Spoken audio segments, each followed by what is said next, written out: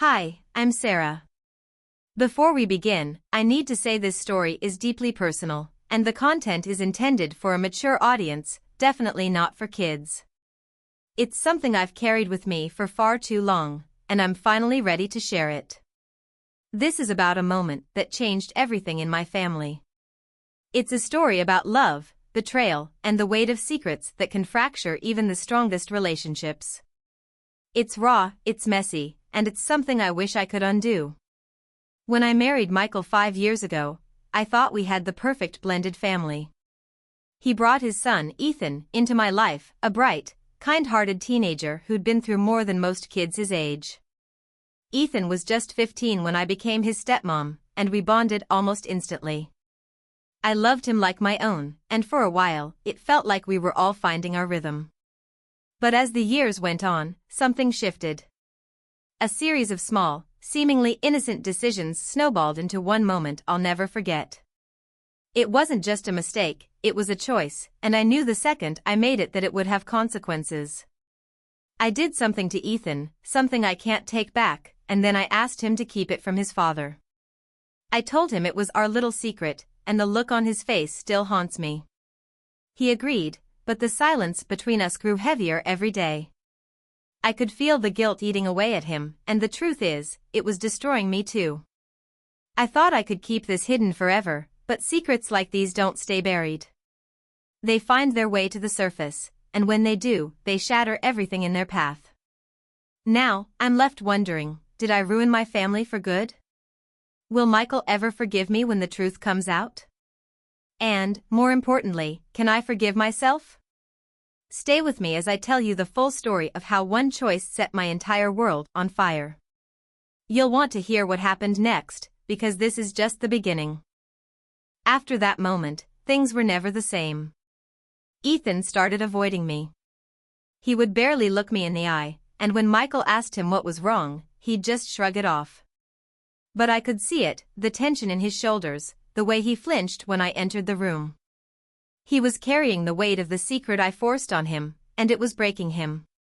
It all started on a quiet Saturday afternoon. Michael was working late, and Ethan and I were home alone. I had been cleaning out the attic when I stumbled across a box I wasn't supposed to see. It was full of old photos, letters, and something that would change the way I saw my husband forever. There was a letter on top, folded neatly, but aged with time. The handwriting was feminine, and the words burned into my mind as I read them. It was addressed to Michael, but it wasn't from me. It talked about a child Michael might not even know exists. I don't know what came over me, but I grabbed the box and brought it downstairs. That's when Ethan walked into the kitchen, headphones around his neck, looking for a snack. He saw me holding the box, and I'll never forget the look on his face. "Where did you get that?" he asked, his voice tense. "From the attic," I replied, trying to sound casual even though my heart was pounding. "Ethan, do you know anything about this?" He froze. His eyes darted to the box, then back to me. "You shouldn't have touched that." His reaction threw me off. Why was he so defensive? What was in that box that he didn't want me to see? I pressed him, but he wouldn't answer. He just stood there, silent, like he was weighing his next move carefully. That's when I made the choice I still regret. I told Ethan we needed to talk, but only if he promised to keep it between us. I don't know what I was thinking, asking a 20-year-old to shoulder this with me. Maybe I thought I was protecting Michael or that Ethan deserved to know the truth. But the moment Ethan agreed, I felt the shift, the unraveling of the bond we'd built over the years. And as I opened that box and started sharing what I'd found, I had no idea the secrets he was about to reveal to me in return. Ethan stared at the box like it was a ticking time bomb. For a moment, it felt like we were both trapped in this strange, silent standoff. Finally, he spoke, but his voice was barely above a whisper. "You really shouldn't have opened that, Sarah." The way he said it sent chills down my spine. It wasn't anger, it was fear. But fear of what? Of me? Of what was in the box? Or maybe of what would happen if Michael found out?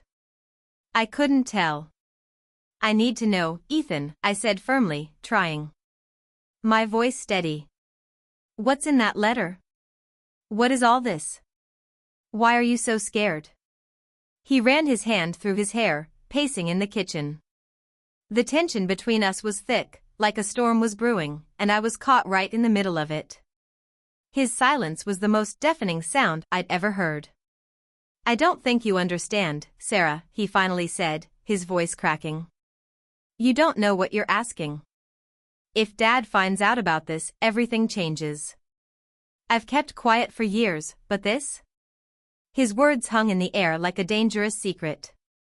I couldn't help but feel this uneasy sense that I had no idea what I had truly uncovered.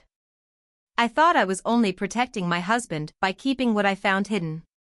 But now I was beginning to wonder if I was getting in way too deep. I'm not the one who should be keeping secrets, Ethan, I shot back. You don't even know what I've found out. You don't know the whole story. His face went pale. Then don't. Please, don't make this worse. You don't know what this will do to him. It was then that I realized there was more to this than just a mysterious letter and the strained relationship between Ethan and me. Something about that box, that letter, had been sitting there in the attic for years, hidden away. And now I had opened a door I couldn't close. But I had to know. I needed to know what Michael had been keeping from me. The truth had been right there, staring at me, and I couldn't walk away. Before I could press him further, Ethan's phone buzzed. His eyes locked onto the screen, and his face darkened. He quickly shoved the phone into his pocket. That was Dad, he muttered, his voice tense. He's on his way home. A sudden panic surged through me. Michael was coming home early, and we hadn't even begun to figure out how we were going to handle this. The storm I had unknowingly set in motion was coming, and there was no turning back. Ethan looked at me, his expression filled with fear. You've made a huge mistake, Sarah. I swallowed hard, feeling the weight of it all. What had I gotten myself into? And when Michael walked through that door, would everything change forever? The minutes felt like hours as the house grew quieter, every creak of the floorboards echoing in my mind. Ethan and I stood there, on opposite sides of the kitchen, the space between us feeling wider than ever before. His eyes were filled with panic, and I couldn't shake the feeling that something was about to explode. We both knew Michael was on his way home. The tension in the room was palpable, like a fuse was slowly burning down. Ethan was still avoiding my gaze, his hands clenching and unclenching as if he wanted to say something but couldn't bring himself to do it. I can't be a part of this, Sarah, he said finally, his voice raw. I've kept this secret for so long, but it's eating me alive. You don't know how much damage you're about to cause. I shook my head, desperate to make sense of what he was talking about. Ethan, I'm trying to understand, okay? I need you to help me, help us. This isn't just about some letter anymore. It's about what we do next. He hesitated, glancing toward the door like he was looking for an escape. But there was nowhere to go. We were cornered, trapped in this house with a secret too big for either of us to carry alone. The sound of the front door creaking open sent a jolt through me. My heart skipped a beat, and I froze. Ethan's face went ashen, and for a brief second, I thought he might run. But instead, he stood there, frozen like a deer caught in headlights. Michael's voice echoed down the hallway. Hey, you two in here? It felt like everything slowed down. I could hear the blood rushing in my ears, my palms sweaty. I quickly shoved the box under the table, out of sight, hoping it wouldn't be noticed. But it wasn't just the box that was hidden anymore, it was the truth, the entire mess I had stepped into. Michael appeared in the doorway, his smile fading when he saw the looks on both our faces. What's going on? He asked, his tone soft but laced with suspicion. I opened my mouth to speak, but the words stuck in my throat. Ethan looked at me one last time, a mix of fear and regret in his eyes, before he spoke up. Dad. I think we need to talk. And just like that, I felt the weight of everything crashing down. Whatever came next, there was no turning back. The air in the room thickened as Ethan's words hung there, like an unspoken challenge. Michael's gaze flickered between the two of us, a quiet question in his eyes. The calmness in his voice didn't match the storm that was brewing underneath. "Talk about what?" Michael repeated, stepping further into the kitchen. He took a seat at the table, his eyes moving from me to Ethan, waiting. His calmness only made the tension feel heavier. Ethan cleared his throat, his hands shaking slightly as he took a deep breath. For a moment, I thought he might back out, might just pretend nothing was wrong. But then, his eyes met mine, and I could see it in him. The guilt, the weight of the secret we had been carrying for so long. "Dad," Ethan began, his voice shaky. "There's something you don't know." My heart raced in my chest. This was it. Ethan was about to spill the truth, and I had no idea what would happen next. Would Michael freak out? Would he forgive me for asking Ethan to keep this all hidden? The possibility of what was coming terrified me. But as Ethan opened his mouth to continue, something unexpected happened. The phone rang. Michael's hand instinctively reached for his phone in his pocket, but when he saw the caller ID, his face fell. It was a number he didn't recognize. With a deep breath, he answered, his voice suddenly low and tense. "Hello?" Ethan and I exchanged a glance, both of us feeling the shift. This wasn't just about our family anymore. The moment Michael spoke into the phone, the world outside our little bubble intruded. "Who is this?" Michael asked, his voice sharp. There was a pause, then his expression changed, the blood draining from his face. "What? No. That's impossible." The room fell silent. Ethan looked at me, his eyes wide with confusion and fear. I had no idea who could be on the other end of that call, but it was clear Michael had just heard something that shook him to his core. "I'll be there as soon as I can," Michael said, hanging up abruptly. He stood up, his hands trembling. "I have to go. There's something I need to check. Stay here. I'll be back soon."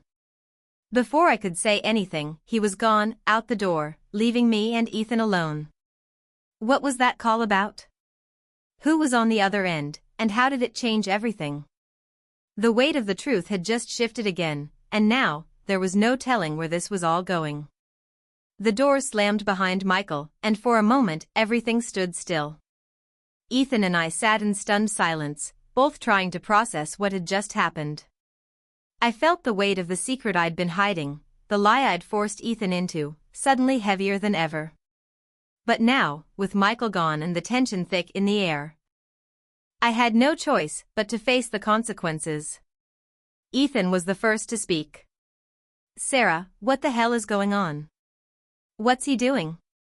"I don't know," I replied, my voice strained. "But that call, something's changed. I don't know what's going to happen, but I don't think we're ready for it."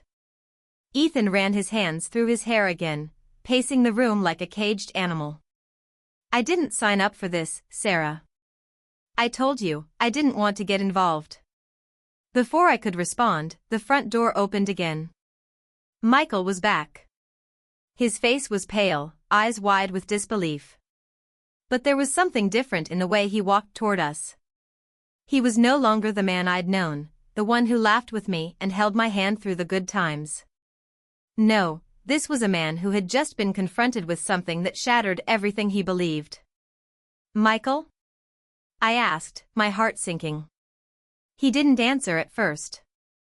Instead, he reached into his jacket pocket and pulled out a folder, one that looked just like the one I had found in the attic.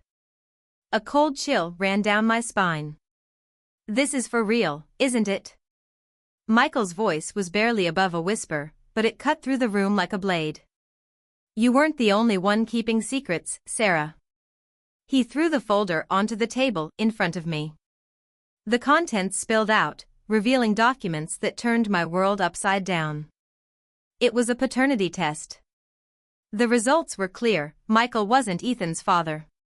"Ethan," Michael said, his voice shaking. I'm not your real father.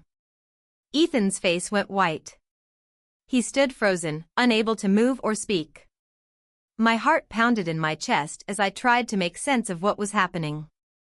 You knew? Ethan finally managed, his voice cracked with disbelief. Michael shook his head, his eyes filled with guilt.